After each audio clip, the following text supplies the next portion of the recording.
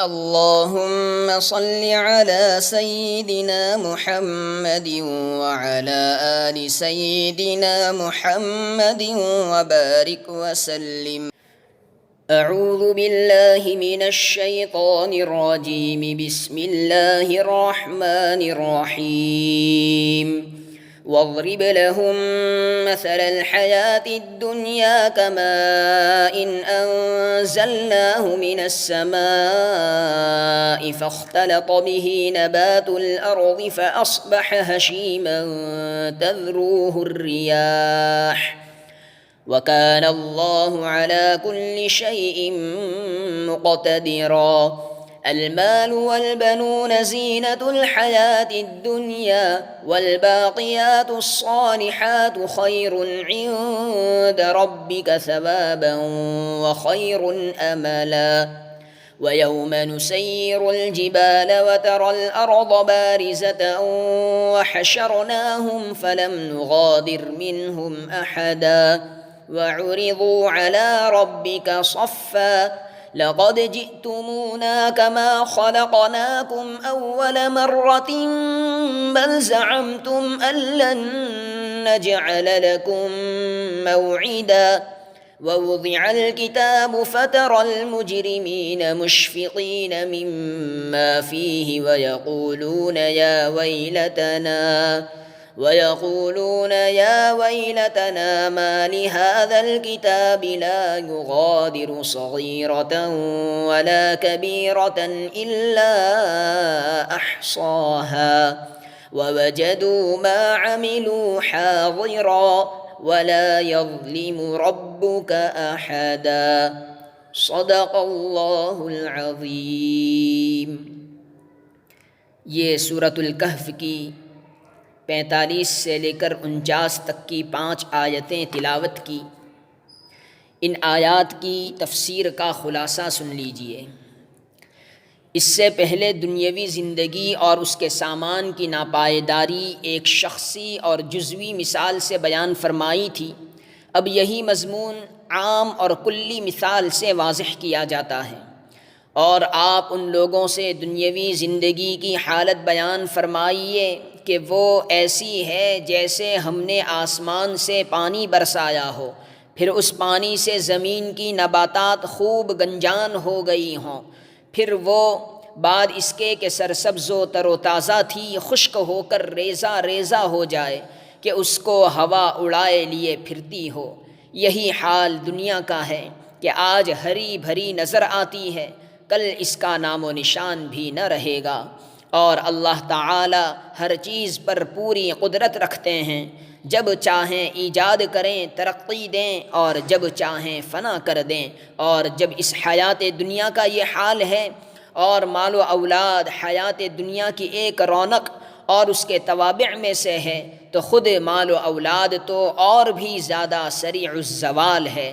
اور جو اعمال صالحہ ہمیشہ ہمیشہ کو باقی رہنے والے ہیں وہ آپ کے رب کے نزدیک یعنی آخرت میں اس دنیا سے ثواب کے اعتبار سے بھی 1000 درجے بہتر ہے اور امید کے اعتبار سے بھی 1000 درجے بہتر ہے.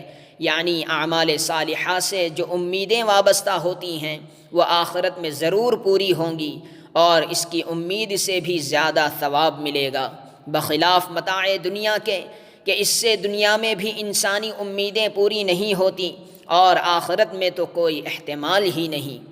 اور اس دن کو یاد کرنا چاہیے جس دن ہم پہاڑوں کو ان کی جگہ سے ہٹا دیں گے.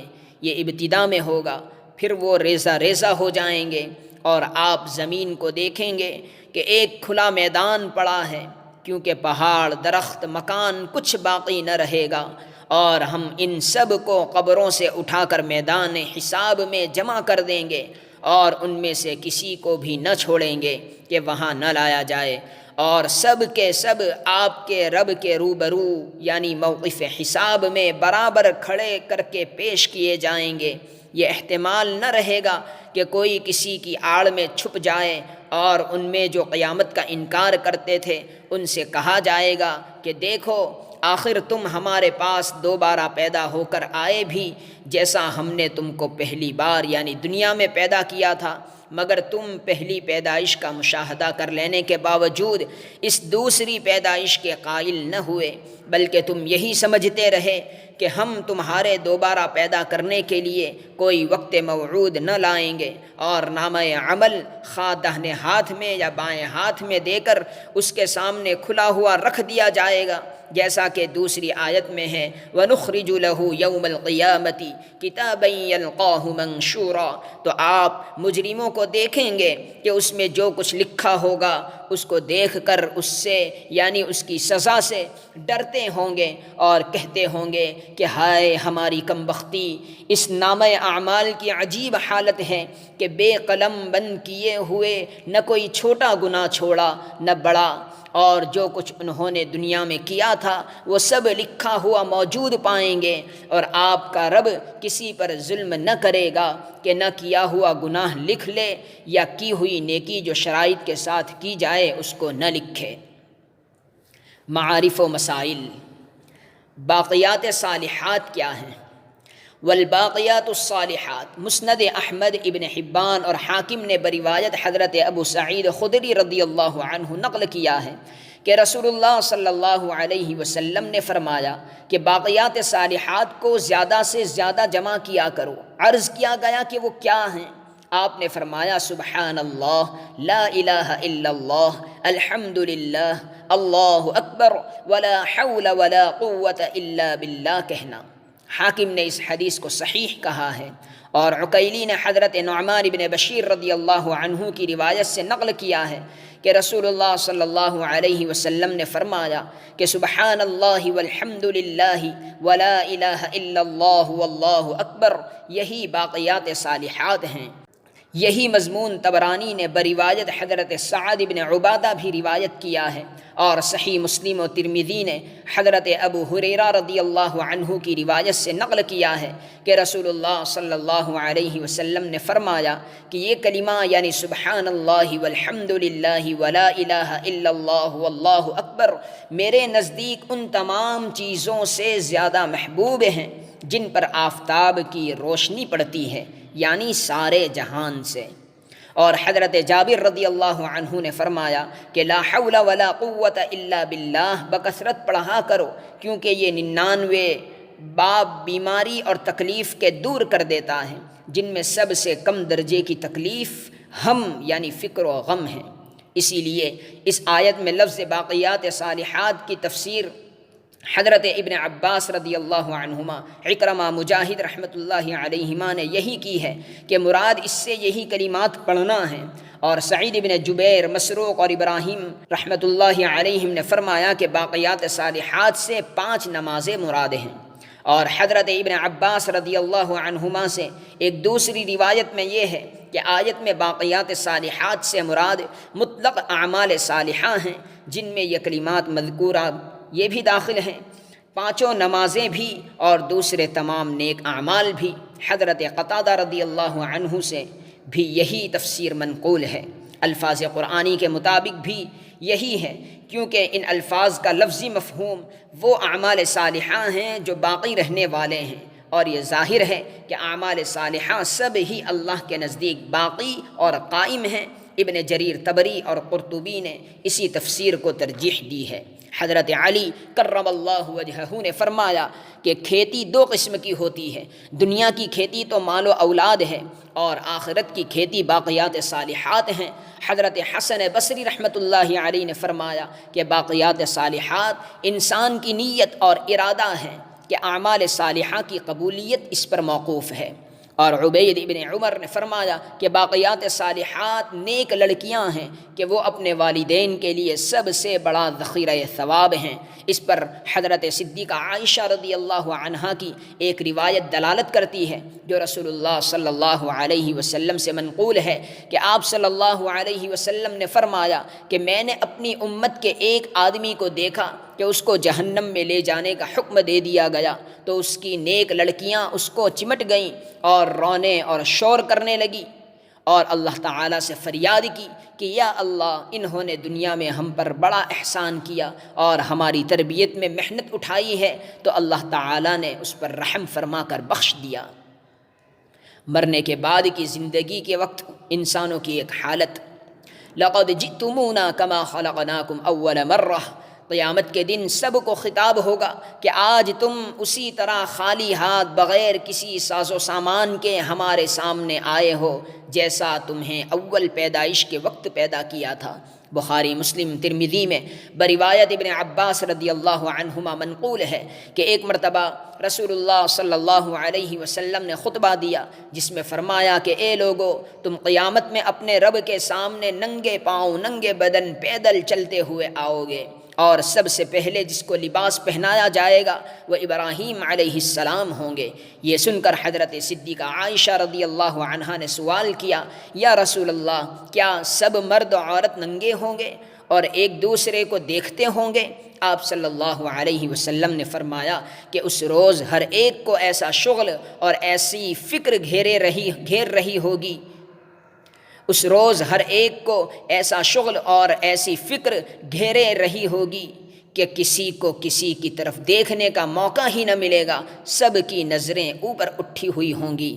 قرطبی نے فرمایا کہ ایک حدیث میں جو آیا ہے کہ مردے برزخ میں ایک دوسرے سے اپنے کفنوں میں ملبوس ہو کر ملاقات کریں گے، وہ اس حدیث کے منافی نہیں ہے، کیونکہ وہ معاملہ قبر اور برزخ کا ہے، یہ میدان حشر کا۔ اور بعض روایات حدیث میں جو یہ منقول ہے کہ میت اپنے اسی لباس میں میدان حشر میں اٹھے گا جس میں اس کو دفن کیا گیا تھا۔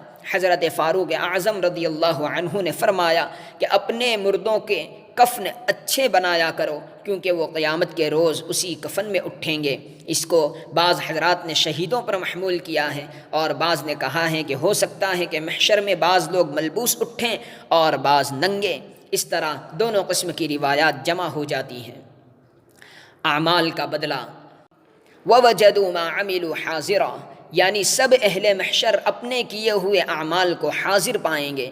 اس کا مفہوم عام طور پر حضرات مفسرین نے یہ بیان کیا ہے کہ اپنے کیے ہوئے اعمال کی جزا کو حاضر و موجود پائیں گے۔ حضرت مولانا سید محمد انور کشمیری رحمۃ اللہ علیہ فرماتے تھے کہ اس تعویل کی ضرورت نہیں، روایات حدیث بے شمار اس پر شاہد ہیں کہ یہی اعمال دنیا و آخرت کی جزا و سزا بن جائیں گے، ان کی شکلیں وہاں بدل جائیں گی۔ نیک اعمال جنت کی نعمتوں کی شکل اختیار کر لیں گے، اور برے اعمال جہنم کی آگ اور سانپ و بچھو بن جائیں گے۔ احادیث میں ہے کہ زکوٰۃ نہ دینے والوں کا مال قبر میں ایک بڑے سانپ کی شکل میں آ کر اس کو ڈسے گا اور کہے گا انا مالک، میں تیرا مال ہوں۔ نیک عمل کا ایک حسین انسان کی شکل میں انسان کو قبر کی تنہائی میں کچھ وحشت دور کرنے کے لیے انس دلانے آئے گا۔ قربانی کے جانور پلسرات کی سواری بنیں گے۔ انسان کے گناہ محشر میں بوجھ کی شکل میں ہر ایک کے سر پر لاد دیے جائیں گے۔ قرآن میں یتیموں کے مال کو ناحق کھانے کے بارے میں ہے، انما یأکلون فی بطونہم نارا، یہ لوگ اپنے پیٹوں میں آگ بھر رہے ہیں۔ ان تمام آیات و روایات کو عموماً مجاز پر محمول کیا جاتا ہے، اور اگر اس تحقیق کو لیا جائے تو ان میں کسی جگہ مجاز کی ضرورت نہیں رہتی، سب اپنی حقیقت پر رہتے ہیں۔ قرآن نے یتیم کے ناجائز مال کو آگ فرمایا تو حقیقت یہ ہے کہ وہ اس وقت بھی آگ ہی ہے، مگر اس کے آثار محسوس کرنے کے لیے اس دنیا سے گزر جانا شرط ہے۔ جیسے کوئی دیا سلائی کے بکس کو آگ کہے تو صحیح ہے، مگر اس کے آگ ہونے کے لیے رگڑ کی شرط ہے۔ اسی طرح کوئی پیٹرول کو آگ کہے تو صحیح سمجھا جائے گا، اگرچہ اس کے لیے ذرا سی آگ سے اتصال شرط ہے۔ اس کا حاصل یہ ہوا کہ انسان جو کچھ نیک یا بد اعمال دنیا میں کرتا ہے، یہ عمل ہی آخرت میں جزا و سزا کی شکل اختیار کرے گا۔ اس وقت اس کے آثار و علامات اس دنیا سے الگ دوسرے ہو جائیں گے، واللہ اعلم۔ اس وقت اس کے آثار و علامات اس دنیا سے الگ دوسرے ہو جائیں گے، واللہ اعلم۔ سبحان اللہ و بحمدہ، سبحان اللہ العظیم۔